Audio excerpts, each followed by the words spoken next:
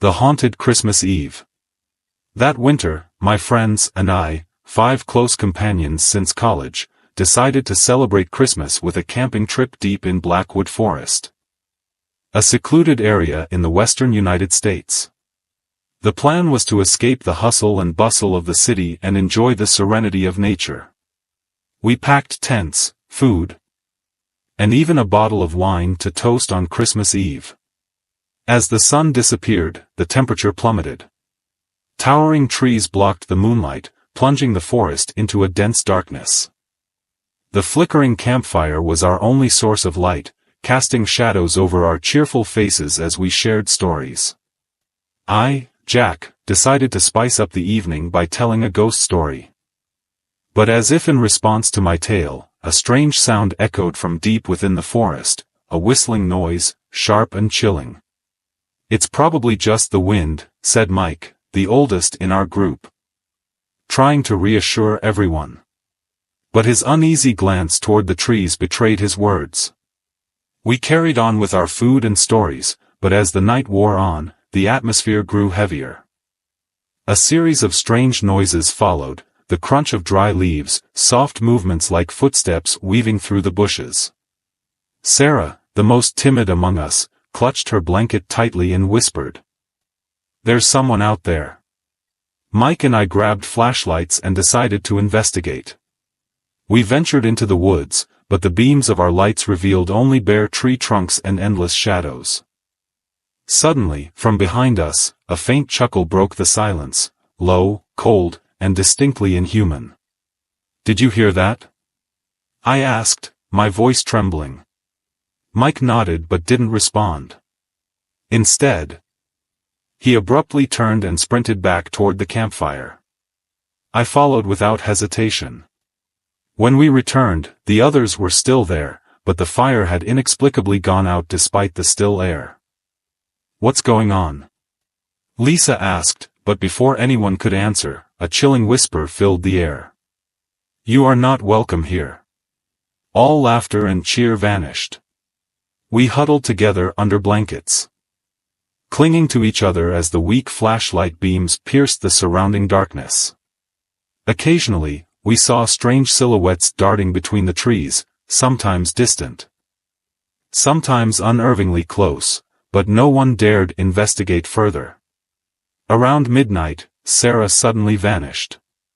We frantically searched for her, shouting her name until our voices grew hoarse. But only the echo of our calls replied.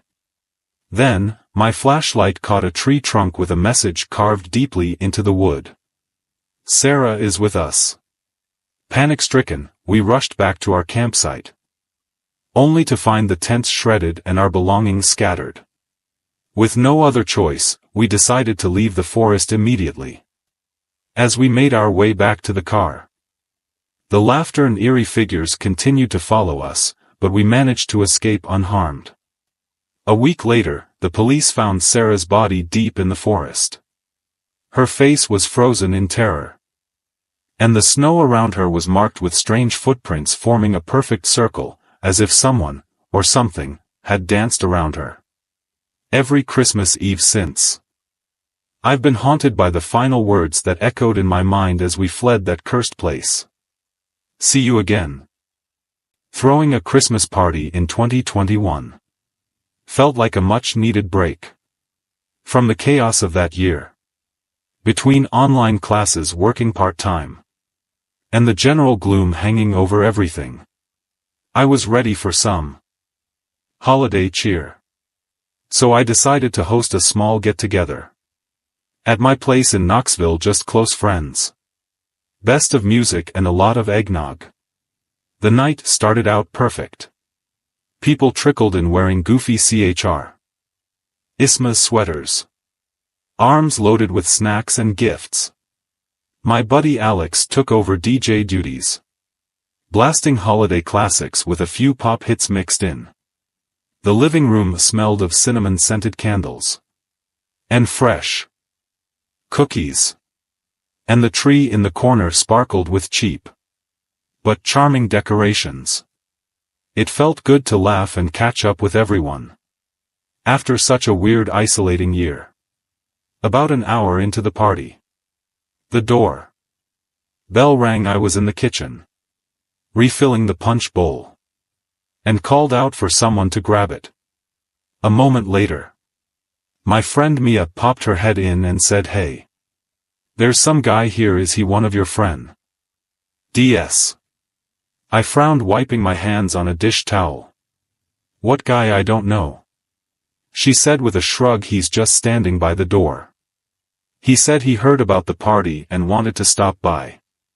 I walked into the living room, where a man I'd never seen before was standing awkwardly near the door, holding a small gift bag.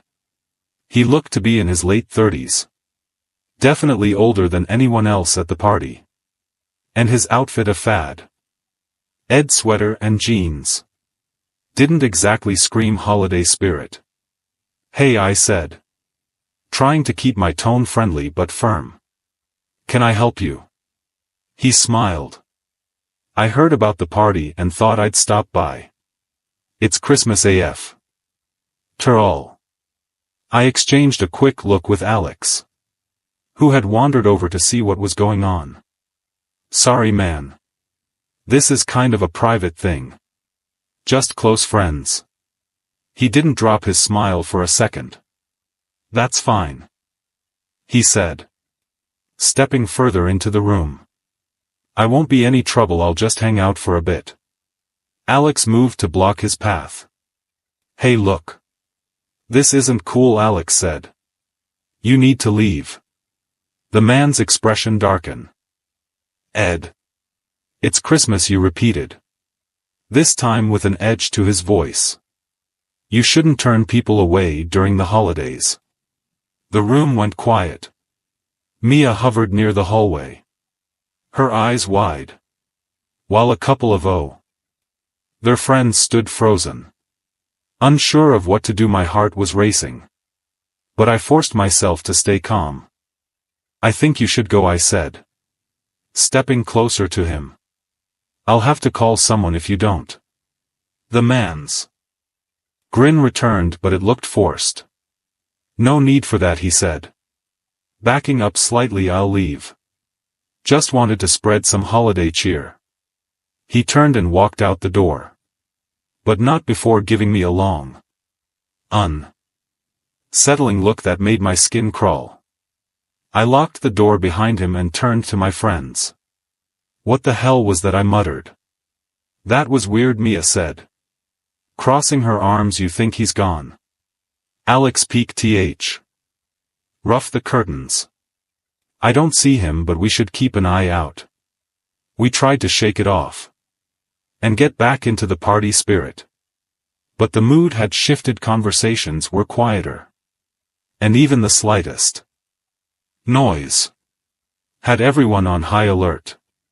About 30 minutes later, I went to grab a fresh pack of napkins from the hallway closet and froze.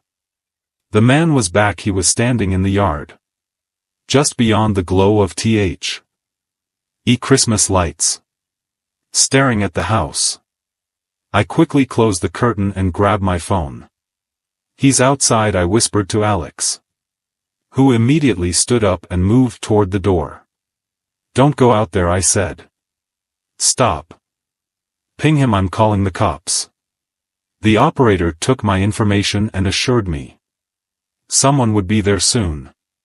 Meanwhile, the man just stood there, not moving, his figure barely visible through the frosty wind. Dow.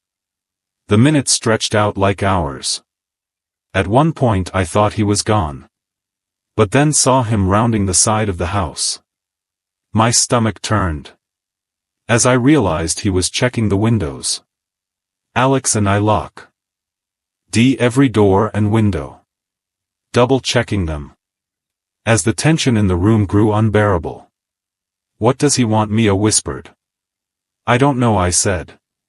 "But we're not letting him in." When the flashing lights of Alice cruiser finally appeared, the man bolted. He disappeared into the shadows of the neighborhood. And by the time the officers knocked on the door, He was long gone. I told them everything. They took a statement and did a quick sweep of the area. But didn't find him. We'll keep an eye out. One of the officers said. It's not uncommon for strangers to crash parties. This time of year. People let their guard down during the holidays. The party ended shortly after that. My friends left in groups. Everyone on edge as they walked to their cars. Alex stayed the night, insisting he didn't feel right leaving me alone. I was grateful for the company. But neither of us slept much. The next morning, I found footprints in the snow leading around the house. They circled the living room windows and stopped at the back door. Before heading off into the woods behind the property. It was clear the man had been watching us for longer than we realized. I've hosted a few gatherings since then. But now doors stay locked. Guest lists are tight. And I never hesitate to call for help if something feels off. Working retail during the holidays is like diving into a storm of cheerful chaos. Crowds of shoppers, blasting Christmas music and in-your-face decorations. It's all part of the season. I worked as an assistant manager at a small boutique in Atlanta, in the heart of one of the city's busiest malls. I'd always loved the energy of the holidays, even if it was exhausting. But last Christmas changed the way I felt about the season and my job forever. It was December 2021. Smack in the middle of the holiday rush. The mall was packed as usual, with shoppers darting from store to store, arms way down with bags. Our boutique specialized in trendy, affordable clothing. So we were slammed with last-minute gift hunters. My shift that Friday started at noon and stretched into the evening. I barely had a chance to sit down all day. Around 6 p.m. as I was ringing up a customer, I noticed a man standing near the fountain, just across from our store.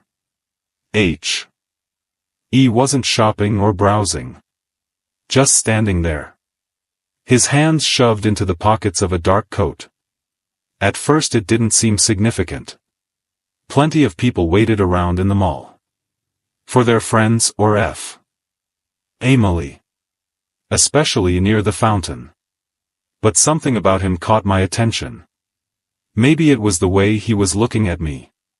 His eyes were fixed in my direction, unblinking like he was observing me intently. Why? I shook it off and went back to helping customers. By the time I looked up again, he was gone. And I convinced myself I'd imagined his staring. The store was too busy for me to dwell on it. As the evening went on, the crowds thinned. The chaotic energy of the day began to fade. And all that remained was the occasional jingling of a Salvation Army bell near the entrance. I was restocking shelves when I saw him again. He was standing by the entrance to our store, this time pretending to look at a display of scarves. But his eyes kept flicking toward me. He wasn't shopping, he was clearly lingering. I told myself it was probably nothing. Maybe he was waiting for someone. Or maybe he really was interested in scarves. But as the minutes passed, his presence became harder to ignore. I mentioned it to my coworker, Ella, who was helping a customer nearby. That guy keeps hanging around, I said quietly, nodding toward the entrance. Ella looked over. He's probably just killing time. If he does anything weird, let me know. I focused on dismissing the unease clouding my head. But as the night wore on, it only got worse. Every time I looked toward the entrance, he was there. Sometimes he was pretending to look at another store. Oh.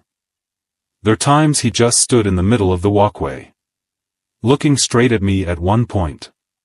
I stepped into the stockroom to grab more items for the display racks. When I came back out, Ella was at the reg. Ister, ringing up the last customer in line. He's gone now, she said, noticing my worried expression. Maybe he finally left, but as I walked toward the entrance to adjust a mannequin, I looked out into the all and froze. He was there again, standing by the fountain like before, watching me. I decided to ignore him. If he wanted to stand there all night, that was his business. I finished my task and went back the register to help Ella close up. But the cold draft of unease whispered through my mind.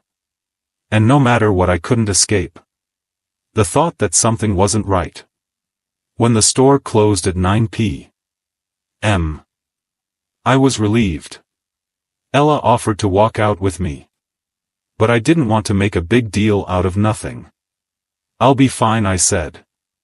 It's probably nothing. Big mistake. The parking lot was nearly empty when I stepped outside. My car was parked in one of the darker corners, near the back exit of the mall. It had seemed like a good spot earlier, but now the shadows felt suffocating. The air was cold, my breath visible as I hurried across the lot, clutching my bag tightly halfway to my car. I heard footsteps behind me. I told myself it was just another shopper heading to their car. But the footsteps didn't fade. They stayed steady, matching my pace. My heart began to race. I tightened my grip on my bag and quickened my pace, my eyes scanning the rows of cars for anyone else. The lot was deserted as I reached my car. I fumbled my keys. The footsteps growing louder behind me. My pulse was pounding in my ears. I turned around and there he was. The man from the mall. He was standing a few feet away, his hands still shoved in his coat pockets, and a smile plastered across his face. "Didn't mean to scare you," he said. "I just wanted to say hi." I said, my voice shaky. "Can I help you?" You took a step closer. "You just seem nice." Thought ma. You could use some company." I stepped back. "No thanks. I'm fine, come on. It's Christmas, you shouldn't be out here alone." "I'm good," I said more firmly this time. "You should leave." He didn't move for a moment. We just stared at each other, the tension thick. Then, without thinking, I hit the panic button on my car key. The horn blared, echoing through the lot. The sound startled him. He mumbled something I couldn't catch and turned, walking quickly toward the mall entrance. I didn't wait to see where he went. I climbed into my car, locking the doors behind me. My hands were shaking so bad that I had trouble start the engine. Instead of driving straight home, I went back to the mall and parked near the security office. The guards took me seriously. When I told them what had happened, they sent someone to check he lot, and within minutes, they found him loitering near the entrance. When they brought him back to the office, he was all smiles again, insisting he hadn't done anything wrong. I was just being friendly. He said, "It's Christmas. For God's sake." But his behavior told a different story. The way he'd followed me, the persistence in his voice. It wasn't friendly, it was unsettling. The guards escorted him out of the mall, warning him not to return. I talked to my boss to start my vacation a little earlier. I didn't want to go back to work. And when I finally did, I made sure I was never alone during my shifts. Ella A. ND I started walking each other to our cars. Every night just in case. I still can't walk through a crowded mall without thinking about that man. The holidays, which used to be my favorite time of year, no. Carry a faint air of anxiety and tension. Because sometimes even in the brightest, most cheerful places darkness finds a way to creep in. Being a professional driver means I spend most of my days sitting in traffic, navigating congested streets, and dealing with impatient people. By the weekend I'm craving silence and open spaces. That's why I've developed a habit of hiking. On my days off it's kind of therapeutic. It clears my head and gives me some semblance of balance. Christmas morning in 2022 started just like any other day off. I wasn't due at my sister's house until the afternoon, so I figured I'd use the morning to hike a trail just outside Anchorage that I've been meaning to explore. I loaded up my backpack with some essentials: water, a thermos of coffee, a protein bar, and my trusty camera, and hit the road. The weather was perfect for a winter hike. Bright, crisp, and cold, with the kind of fresh snow that blankets the world in silence. When I arrived at the trailhead, mine was the only car in the lot. That's one of the reasons I love hiking. On Christmas morning most people are at home, and I get the trail all to myself. The snow was untouched and the air was so still. It felt like the forest had rest pause on time itself. I tightened my boots, adjusted my gloves, and started walking. The trail wound through a thick forest of spruce trees, their branches heavy with snow. I stopped here and there to take pictures. The way the sunlight filtered through the trees was stunning. The quiet was soothing, and I found myself thinking about how lucky I was to have this moment of peace. Everything about that morning felt perfect, until I heard the laughter. At first it was barely audible, over the crunch of my boots in the snow. I stopped walking. It sounded like a child's laugh. Light and airy, I looked around, expecting to see a family hiking nearby. But the trail was empty. The snow was pristine, undisturbed, except for my own footprints. I ignored it and moved on. Sound carries strangely in the woods. And it was probably just some distant hikers. Or maybe it was an animal. I wasn't an expert on Alaskan wildlife, but I'd heard some animals make noises that can mimic human sounds. Still, there was something about laughter that didn't sit right with me. I kept walking, trying to push it out of my mind. The trail tightened, leading into the middle of the dense trees. There's snow-laden branches arching overhead. Kua Tunnel. The laughter came again, closer. This time I stopped in my tracks.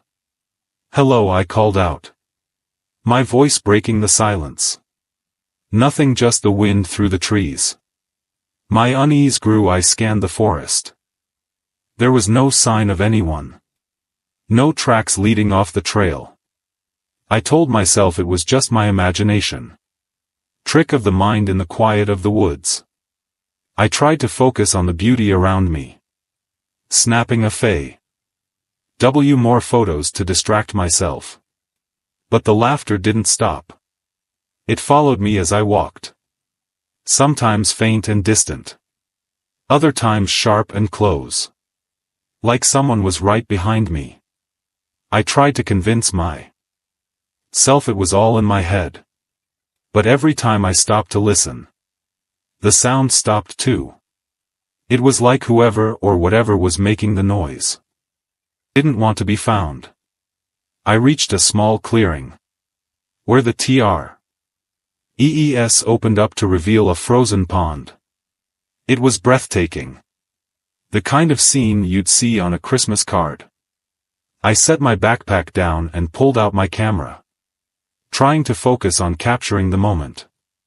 But laughter was still there, echoing around the clearing. "Okay, who's out there?" I shouted, my voice cracking slightly. The laughter stopped. The silence was immediate and absolute. The hair on the back of my neck stood on end. I scanned the trees, heart racing. And then I saw a shadow moving between the trees on the far side of the pond.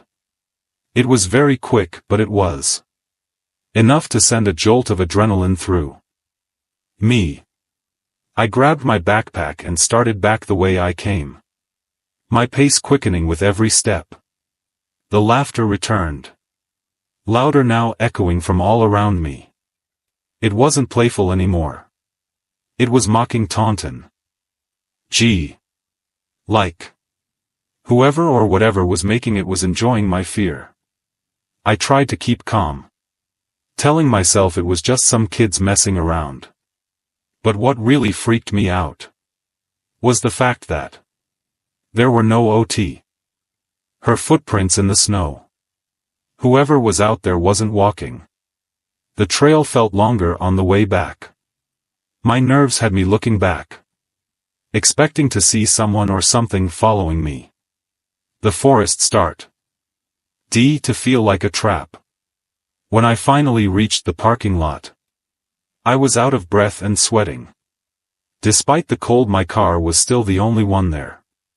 I threw my backpack in the back seat and climbed in. Locking the doors immediately. For a moment I just sat there staring at the trailhead. And then I saw it again. A shadow moving between the trees. It was too far away to make out any details. But it was Inu.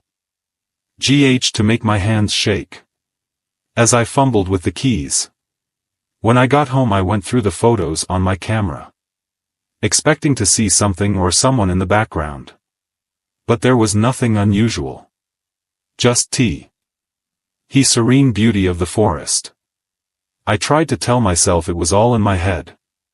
The combination of the quiet woods and my imagination. But something inside me told me otherwise. I wasn't planning on spending Christmas Eve by myself. But after a stupid argument with my mom, I decided I needed space. The usual chaos of a family Christmas wasn't worth the stress this year. Instead I stayed in my little house in Albany, planning a cozy night with some hot cocoa, a stack of holiday movies, and the soft glow of my Christmas tree. The snowstorm outside only added to the cozy atmosphere. And I let myself enjoy the quiet. By 10 p.m.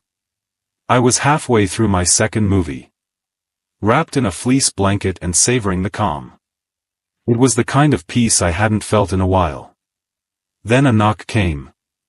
It was sharp and jolted me of my relaxed state. I looked at the clock, just past midnight. My first thought was that it was one of my neighbors. But why would anyone be out in this weather? I set my mug down and shuffled to the door. More annoyed than anything, I peeked through the people, expecting to see someone asking for help, or delivering a misplaced package. Instead I saw him. A man dressed as Santa, complete with a red suit,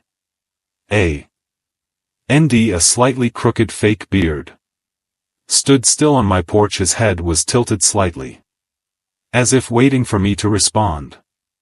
The porch light cast strange shadows over his face, making it hard to see his expression.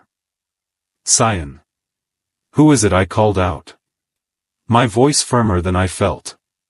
He leaned closer to the door, his gloved hand brushing the frame.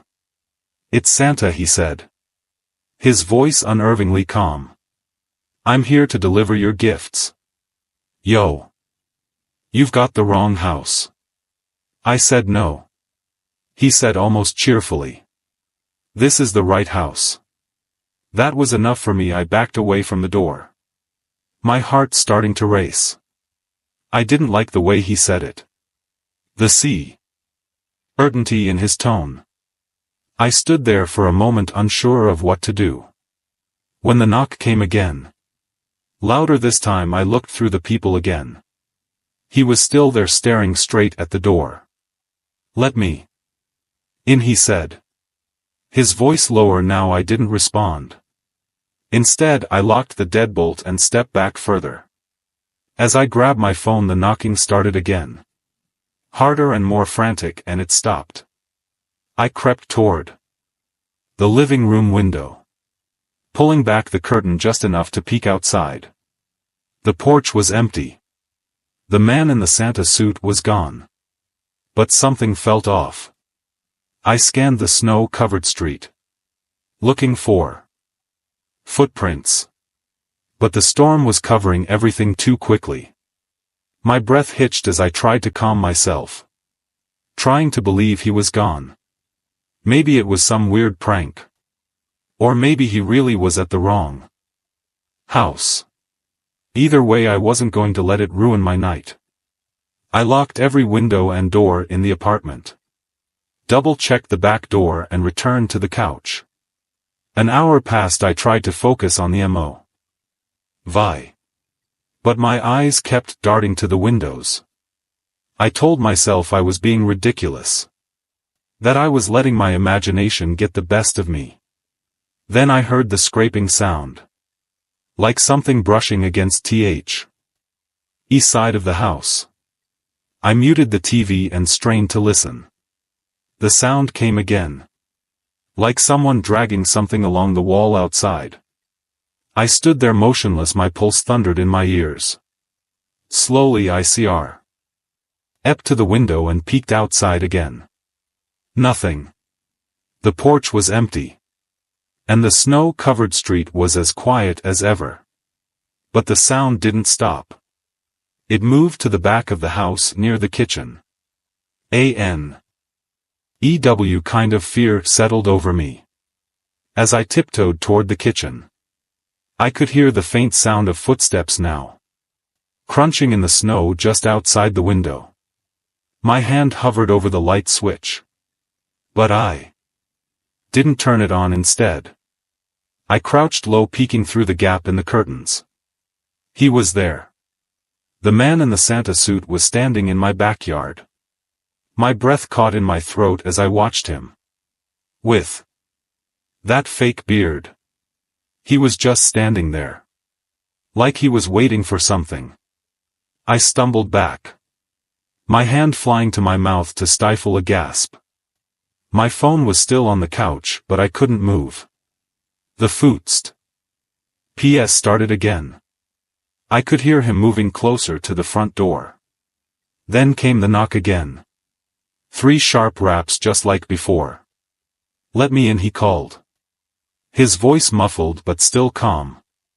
I grabbed a kitchen knife and backed into the hallway. The knocking turned into pounding, each hit rattling the door. Let me in, he shouted. Now his voice angry and forceful. I ran to the living room and grabbed my phone. Dialing 911 with shaking hands. The operator picked up, and I stammered out what was happening. She assured me help was on the way, and told me to stay on the line. Then the back door rattled. I whipped around, clutching the knife tighter. The man was trying to handle, jiggling it violently. I just want to deliver your gifts, he called out, his voice taking on a sing-song tone. Don't you want your gifts? Leave now, I shouted. The police are coming. The jiggling stopped for a moment. The only sound was the wind howling outside. I stayed frozen in the middle of the room. The operator was still on the line. Her voice reassured me that officers were close. I didn't move until I saw the red and blue lights flashing through the front window.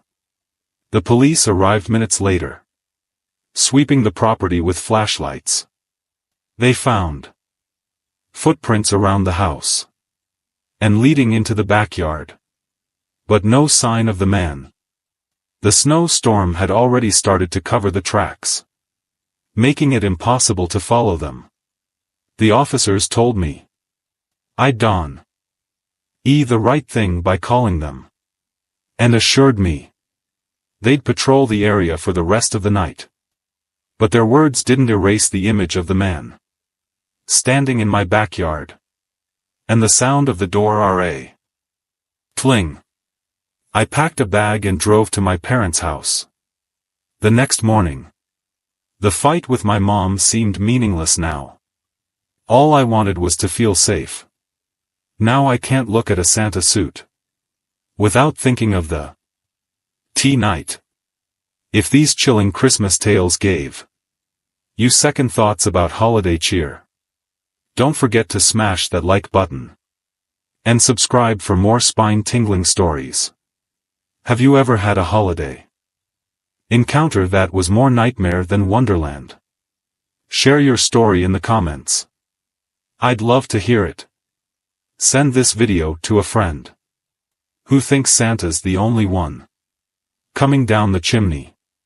Wishing you a Christmas filled with warmth, joy and just the right amount of chills to keep it thrilling. Thanks for watching, and I'll see you in the next spiritual storyteller.